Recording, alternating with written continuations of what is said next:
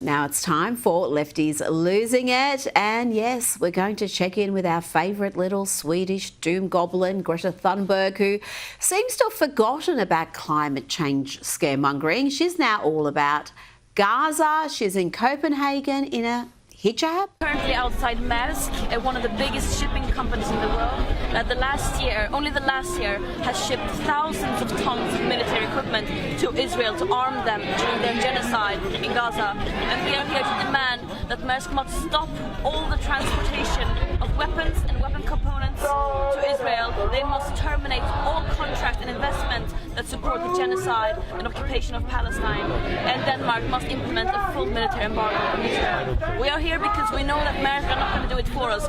We have overwhelming evidence showing that Israel is committing a genocide in Palestine. People have been trying to resist for so long, but they are still not listening. Oh, she's insufferable, isn't she? But she's got evidence, folks. Greta was among 20 lefties losing it, arrested by Danish police. Has that girl ever done anything other than make a massive nuisance of herself? And never forget, that extremist activist was feted by not just the world's media, but by world leaders who allowed her to lecture them, and some of them listened to her. And here's someone who I don't think would have ended up in Lefties Losing It, Republican Congressman Dan Crenshaw from the great state of Texas. But here he is saying he'll kill, or unalive as the kids say, Tucker Carlson. Have you ever met Tucker? We've talked a lot.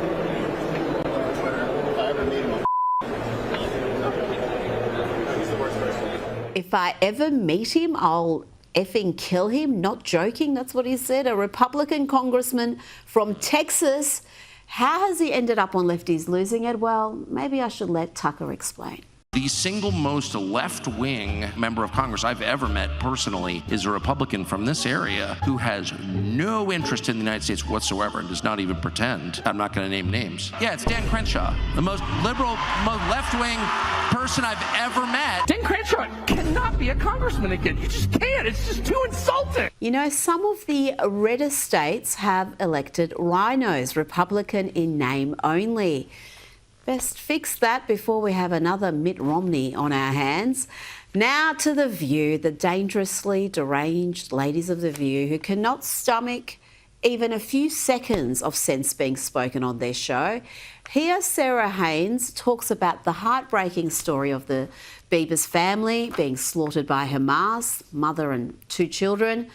But no, Whoopi had to jump in with some both sides arguments. And really, this is quite appalling.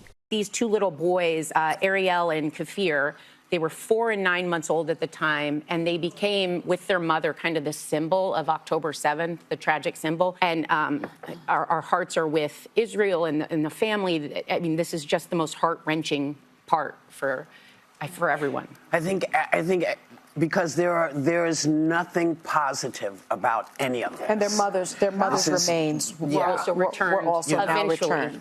Yeah. But you know, for everyone who's affected, for everyone, our hearts should go out. She just had to jump in with some both sides nonsense. You couldn't let a tribute just go. Just let the family have a tribute paid to them. And again, I just find it so shocking that, in a way, this is, you know, when we talk about things like Hamas, and I look at where we're putting our energy, I think, well, aren't these, who are the bad guys now?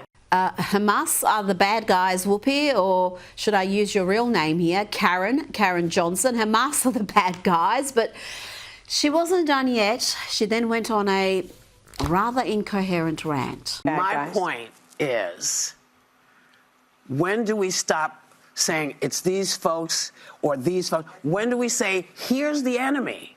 Here is the enemy. This is what the enemy does. This is what the enemy does to children. Yeah, this is what the enemy does to children in Africa. This is what the enemy does to children all over the world, because they're the enemy. That's what the enemies do. And why are we supportive of enemies that we know that our sons and grandfathers have fought in the past? What's happening, y'all? They don't care. That's the question. What's happening, y'all? I think what's happening is Whoopi desperately trying not to say what she clearly wants to say. This is, after all, the woman who said it depends who you talk to when discussing whether Hamas are a terrorist organisation or not, and who claimed the Holocaust wasn't about race, it was just white people killing white people. Also, if you're going to do this, then let's be truthful about it, because the Holocaust isn't about race.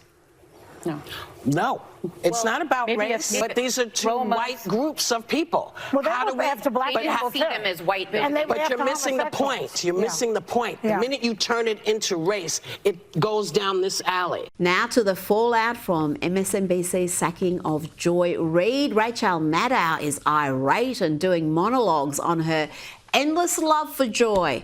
I guess we shouldn't be too surprised that one crazed far-left propagandist is going to admire another one. Here is the Russian collusion hoaxer Rachel emoting. There is no colleague for whom I have had more affection and more respect than Joy Reid. I love everything about her. I have learned so much from her. I have so much more to learn from her. I do not want to lose her as a colleague here at MSNBC. And personally, I think it is a bad mistake to let her walk out the door. I will tell you, it is also unnerving to see that on a network where we've got two non-white hosts in primetime, both of our non-white hosts in primetime are losing their shows, as is Katie Fang on the weekend. And that feels worse than bad, no matter who replaces them. That feels indefensible, and I do not defend it. Indefensible? Are you saying MSNBC is racist, Rachel? Is that what you're implying there? And if so, why would such a self-righteous soul such as yourself want to work for a sinister, bigoted organisation? Now to the wonderful Megyn Kelly, who had a very different take on Joy's sacking, a more reality-based take. Single tear, white woman tears happening right here, Joy. She was officially fired over the weekend because she's a racist, horrible news anchor with no ratings. And that's really been the truth for a long time. MSNBC's under new management, and I guess they decided to come to grips with reality. Oh, and didn't that dose of truth set off deranged dimwit Don Lemon, who had this to say to Megyn Kelly? Not the first time here that Don has had an issue with women. Remember, he had to apologise for sexist comments before he was sacked from CNN. Well, he's really, really angry again. So let me just say to Megyn Kelly, in my 30-some years as a journalist and my 50-some years as a person of color, go yourself. Okay?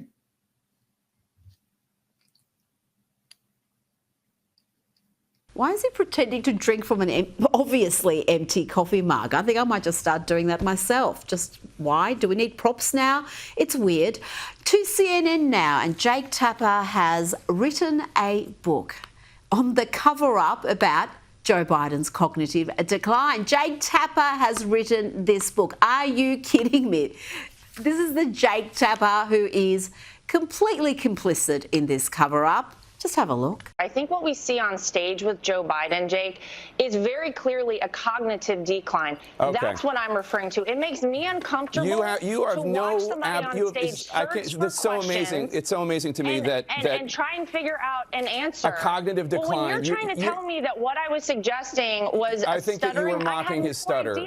Yeah, I think you were mocking his stutter, and I think you have absolutely no standing to diagnose somebody's cognitive decline. I would think that somebody in the Trump family would be more sensitive to people who do not have medical licenses diagnosing politicians from afar. Talk about weapon-grade chutzpah. Now, here is some virulent racism from South Africa where white people continue to be dehumanised. This next character is known as Nota. He's a music executive, and here he talks on a podcast about the science of why white people are inferior species and savages that are going to die out. We don't understand white people. White people are inferior species to us. We are Homo sapiens. they've got Neanderthal blood in them. This is the science, and this is not science that was done by black people, it was done by them. You understand? They studied this, and they realized that they're inferior to blacks. So when you look at the white population shrinking and shrinking and shrinking, for us it makes no sense to descend into the savagery that they have. Whatever land that they're holding on to, either way, their numbers are dwindling. Whatever leadership that they had is dying out as well. And you know about wealth disappearing after the third generation that it's passed down to, you know. So they're on the last generation. We're dealing with the weakest whites that the world has ever seen. We've got different categories of evolution of apes. You know what I mean? If we are all apes, we are at the echelon of that. Whites are a step below because they've also got Neanderthal DNA. He is quite the scientist, this bloke, isn't he? Just a superior intellect, and he wasn't done yet. Here he explains that white folk are like infants. They will never get it. They're not the same level of human beings we are. So we need to start treating them like infants. When you see an Elon Musk, you see the richest man in the world. No, you should look at him and say, this is the richest baby in the world. We're better than white people at everything that we do, that they do. Better than them at every single thing, every single thing. The best person in every single thing that both black people and white do is black. Everything, every single thing. Yep. Moving along, let's end Lefties Losing It with a sketch from Nick Peterson on the TDS phenomenon, Trump derangement syndrome. Is there a cure for those afflicted with this condition? How has the election made you feel on a scale from 1 to 10, with 10 being Nazi? My name is Dr. Nick Peterson, and I specialize in those suffering from TDS, Trump derangement syndrome. Hello. I'm Dr. Peterson. How are you? Well, Donald Trump is a felon. Nope. I asked how you were doing. The majority of Americans can mentally handle election results on both sides of the aisle. However, there's this small, albeit growing, group of, I don't want to say Americans, but people that are just disconnected from reality. Fascist. And honestly, it makes diagnosing these people a whole lot easier. I just check their social media. Gone are the days when you just search your symptoms on WebMD at home by yourself. Now they record their symptoms and post them for the world to see. The haircut is also a dead giveaway. So, what brings you in today? Oh, I don't know. Maybe it's the orange democracy-destroying, Putin-loving dictator. All right, so mental illness.